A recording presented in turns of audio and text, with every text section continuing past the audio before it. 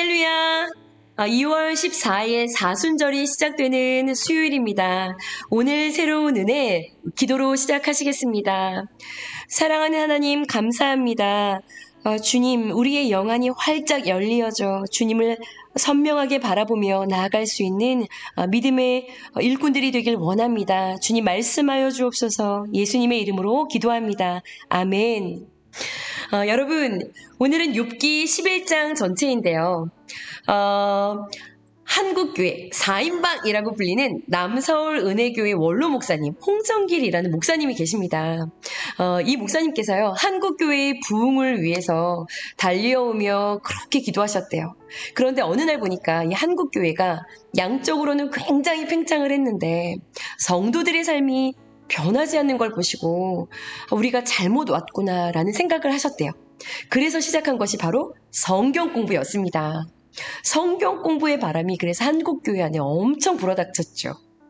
성경을 아는 일에 엄청 열심을 내었고요. 지식은 어마어마하게 늘어가는데 여전히 삶이 변하지 않는 것을 보시고 이것도 아니구나라는 생각을 하셨다고 해요. 좋은 말씀과 좋은 주장들을 가지고 있는 것이 좋은 성도가 되는 것이 아니고 우리가 가진 이 복음이 삶 안으로 들어오고 삶 안에서 실제가 되어야 하는데 우리의 말에만 머무르고 있는 것이 한국교회의 수치이며 나의 수치이다라고 인터뷰하셨던 그 기사를 제가 읽은 적이 있습니다. 여러분, 삶의 변화를 이루지 못하는 이유 중에 한 가지가요, 우리 안에 오신 예수님을 제대로 믿지 않는 것에 있습니다. 그래서 우리가 우리 안에 오신 예수님을 바라보는 그 훈련을 좀 하자. 눈을 좀 열자. 그 운동, 우리가 예수동행 일기 함께하고 있죠. 이 운동을 시작하신 분이 선한목자교회의 원로 목사님, 다들 아시는 유기성 목사님이세요. 이 목사님이 작년부터요, 감리교 신학교의 그 신대원 수업 과목으로 이 예수 동행 일기가 열렸다고 합니다. 그 수업을 직접 출강을 나가셔서요, 이제 전도사님들이 되기 위해 공부를 시작하신 28명의 클래스원들한테 나누셨던 이야기를 들었어요. 당신이 자신의 이야기신데 전도사 시절에 전도사님이 되어서 그렇게 칭찬에 목이 마르셨대요. 설교에 대한 칭찬, 인품에 대한 칭찬. 그런데 이제 목사님이 되셨는데, 담임 목사님이 되셨는데도 여전히 부목사님들의 그 칭찬, 성도들의 칭찬, 그 칭찬을 기다리고 있는 자신을 발견했다는 거예요. 담임 목사님이 되시면 성도들을 돌봐야 하는데 칭찬만을 기다리고 있는 자신을 발견하면서 안식년 때 이걸 깨달으셨대요. 나 이러다가 은퇴할 때 되면 큰일 나겠다. 내가 조기 은퇴 선언한 거 취소할 수도 있겠다. 이런 생각들이 들어서 다른 누군가가 아니라 자기 스스로, 자기 자신을 위해 시작한 것이 바로 동행일기라는 것이었대요. 진짜 예수님 한 분으로 만족하고 싶으셨고, 그 예수님이 실제가 되는 삶에 분명하게 눈을 너무나 뜨고 싶으셨다고 해요. 그러니까 우리의 삶을 오픈하고 뭐 이런 것보다도 내가 하루를 살면서 내 안에 오신 예수님을 얼마나 바라보았는지, 일상에서 얼마나 내 안에 오신 예수님에 대해서 깨어서 반응하고 있는지, 뭐 이런 것들을 기록하는 그런 것이 시작이 된 거죠. 그리고 그 일이 불과 몇 년 만에 당신을 완전히 바꿔 놓으셨다고 고백을 하십니다. 여러분, 그 목사님이 얼마나 설교를 잘하십니까? 얼마나 많은 말씀을 가르치십니까? 그런데요, 당신의 그 가르침이 삶이 되고 내 안에 오신 예수님을 분명하게 느끼고 바라보면서 가는 그 실제적인 신앙은요, 바로 이 동행 일기를 기록하면서 영적인 눈이 열리기 시작하면서 시작되었다고 해요. 여러분, 우리도 우리의 영안이 활짝 열려지기를 여러분 소원합니다. 그래서 먼저는 내 영혼을 살피고요, 내 안에 오신 예수님을 내 일상 가운데서 분명히 발견해서 날마다 확고하게 우리의 믿음이 힘있는 믿음으로 나아가기를 여러분 원하시죠? 마지막 교회 시대 때 할렐루야 하면서 충만한 것처럼, 아무런 문제가 없는 것처럼, 나 부족한 게 없어, 나 괜찮아, 간절함도 없고 어떤 기도의 소원도 없고, 그런 성도들에게요, 성령님께서요, 너 안약을 사다가 눈에 바르고 눈을 떠서 분명히 봐라. 곤고한 너의 영혼을, 비명을 지르고 있는 목마른 너의 영혼을 내가 얼마나 불쌍한지 너는 모르고 있구나. 열심을 내라. 나 지금 너희의 문 밖에 서 있어. 열어다오. 우리 예수님 시대 때 예수님께서 대단한 종교인들과 굉장히 멀리 떨어져 계셨어요. 이번 명절에 제 주변에 참 놀라운 일들이 많이 있었는데 솔직히 이분에게도 하는 분들에게 일어난 일들이었어요. 일어나지 않을 것 같은 정말 그런 분들. 오직 예수님 한 분에게 눈이 열려서 한 번도 본 적이 없는 그런 얼굴 표정을 하고 소름이 돋을 만한 놀라운 간증들을 하시는데, 그럼 그 말씀이 생각났어요. 여러분, 누가복음 말씀인데 예수님께서 회당에 예배를 하러 온 성도들에게 하신 이야기요. 내가 진짜 너희한테 이야기한다. 엘리야 시대 때 이스라엘에 그렇게 많은 사람들이, 종교인들이 있었지만 구원은 저 종교의 땅에서 먼 시돈 땅에 있는 사렙다 과부에게 있었고, 엘리사 때 이스라엘에 그렇게 많은 환자가 있었는데 그 치유가 오직 저 시리아 땅에 있는 나아만 뿐이었다. 너희가 아니라는 거죠. 회당에 있었던 자들이 이걸 듣고 다 화가 나서 나가버리잖아요. 이를 갈죠.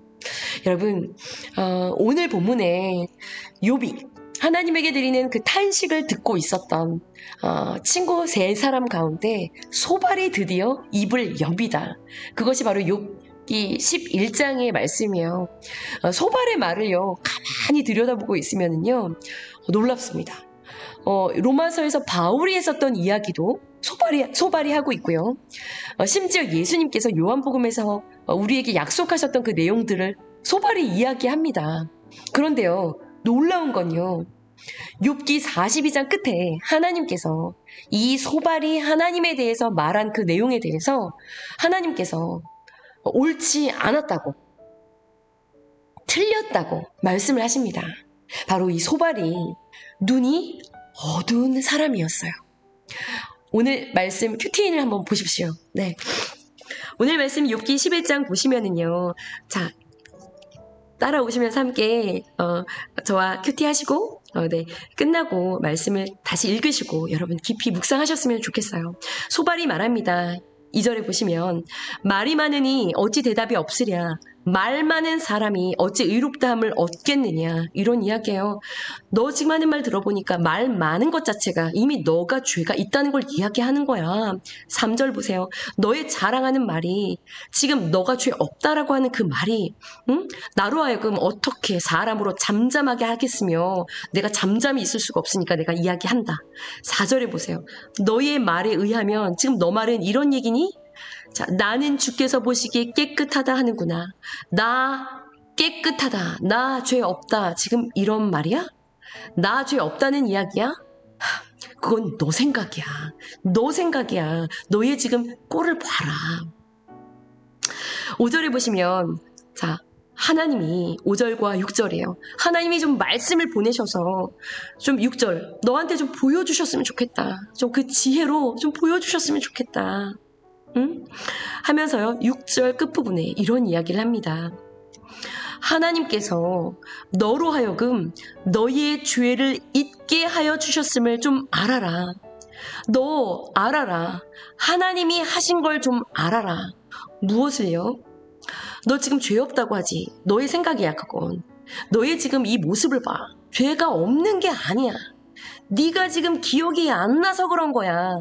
하나님이 너로 하여금 기억나지 않도록 그것을 잊게 하셔서 지금 네가 기억이 안 나서 그런 거야.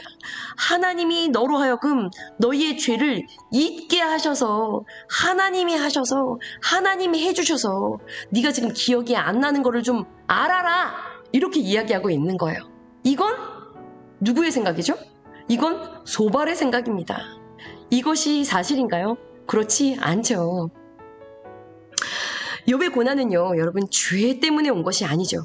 그런데 죄 때문이고, 그리고 네가 이걸 인정 안 하는 이유는 지은 죄를 하나님께서 너로 하여금 잊어버리게 해서 그런 거야. 죄 없다는 건 네 생각이고, 하나님이 죄가 기억나지 않게 해주셔서 그런 거야. 하나님이 그렇게 하신 걸 좀 알아라. 하나님이 하신 일을 좀 알아라. 하나님을 아주 잘 알고 있는 것처럼 자기 생각을 이야기하고 있어요. 그러면서요, 여러분 7절과 8절 말씀에 보시면요, 놀라운 이야기를 합니다. 네, 하나님의 오묘함, 하나님의 측량할 수 없는 전능하심, 하나님의 높으심, 하나님의 깊으심, 바다보다 넓으심, 이것들을 이야기해요. 다 맞는 이야기입니다. 이렇게 이야기하죠. 네가 어찌 하나님을 알까? 네가 그 하나님의 전능하신, 그 하나님의 놀라우심, 그 완전하심을 네가 어떻게 알 수 있을까? 응? 하늘보다 높으신데, 8절입니다. 세월보다 깊으신데 네가 어찌 알겠느냐? 네가 하나님을 알아? 네가 하나님을 아냐? 그런데 소발은요. 소발은 하나님을 압니까? 모르고 있잖아요. 자기도 모르면서요. 6절 그 끝부분에 하나님이 하신 걸 좀 알아라. 자기도 모르면서